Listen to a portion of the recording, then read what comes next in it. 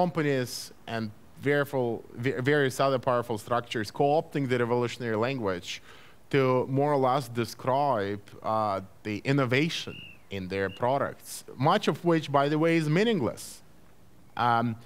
Why should we celebrate a revolution happening in the financial services industry? Why should we be so excited about derivatives that are so complex that no one really understands how they function?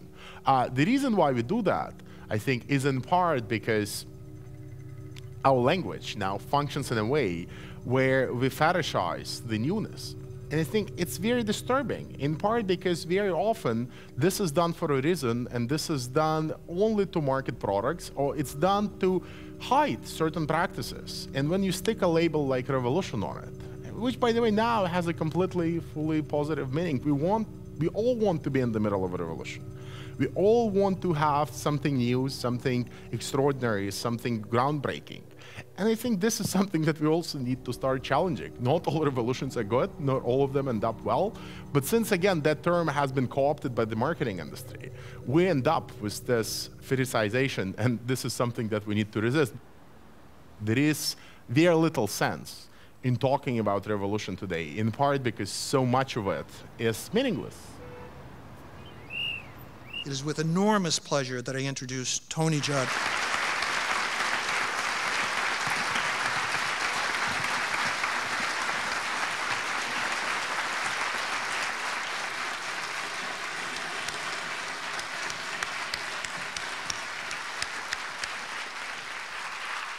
This disposition to admire, and I'm quoting again, and almost to worship the rich and the powerful, and to despise, or at least to neglect, persons of poor, mean condition, is the great and most universal cause of the corruption of our moral sentiments.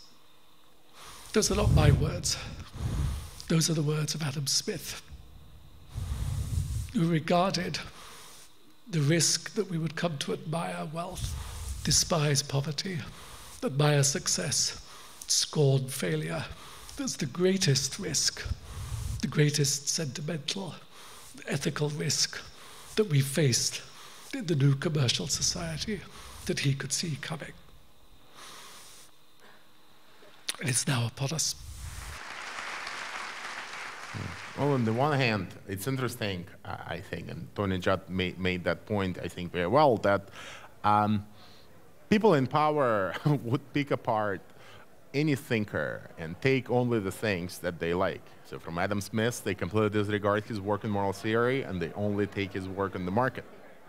There is something in America especially that completely somehow disregards the human factor and the moral factor, and it's all the logic of the marketplace that more or less determines how we should treat people, how we should organize them in the pecking order of importance in society. But this tradition, I think, does result in many people finding philosophical, in their thinking, arguments for justifying the meritocracy of the market, that your success in society is more or less determined on how successful you are in the marketplace. And if you are not successful in the marketplace, it means that more or less it's for good reasons. You have no claims because you've had your chance. You could run your own business. It's very easy. You could have started it. You didn't. You failed. Well, that's what you deserve. I think that kind of logic, I think it's very perverse, but it's more and more ubiquitous. There is need for people like Tony Judt and for intellectuals to bring us back to reality and show us that Adam Smith is not just about the market, he's also about morality, he's also about trying to understand the kind of norms we have to develop in the marketplace.